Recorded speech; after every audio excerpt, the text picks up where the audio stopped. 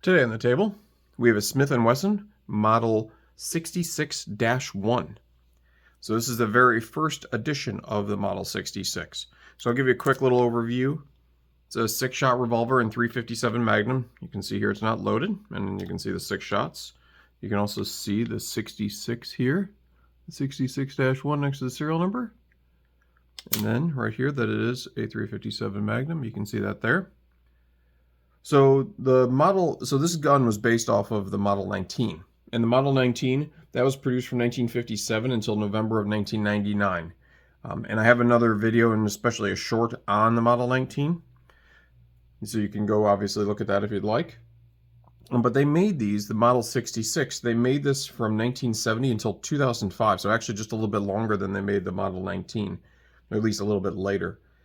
Now the difference is that this is a stainless steel revolver, and then it actually has a really smooth target type trigger on it as well, and you can see that here. You can see the target trigger. It looks like this one, something was added to it. Otherwise, you can see it has this standard target trigger on here, but it is a very smooth trigger pull as well. So again, this isn't a stainless. The Model 19, that actually came in obviously blue, which they all did, but it also came in a nickel finish as well.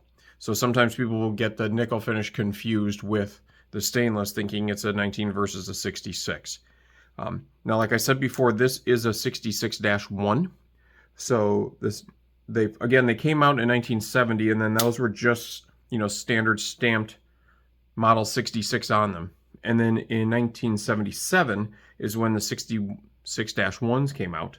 And the small change they made there was they just changed the gas ring from the yoke to the cylinder. And so this makes it a very early one.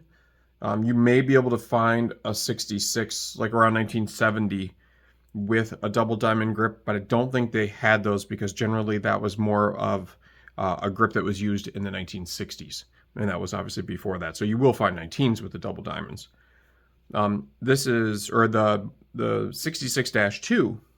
So starting in 1982, they came out with the 66-2 of this. And then what that did was that eliminated the recessed cylinders that you see here. So the rounds, the .357 or the .38 special rounds, actually fit completely flush because it's extra machining, as you can see here, to get, that all machined down in there. So those rounds do fit perfectly flush in there. And then the other thing they changed is they eliminated the pin barrel.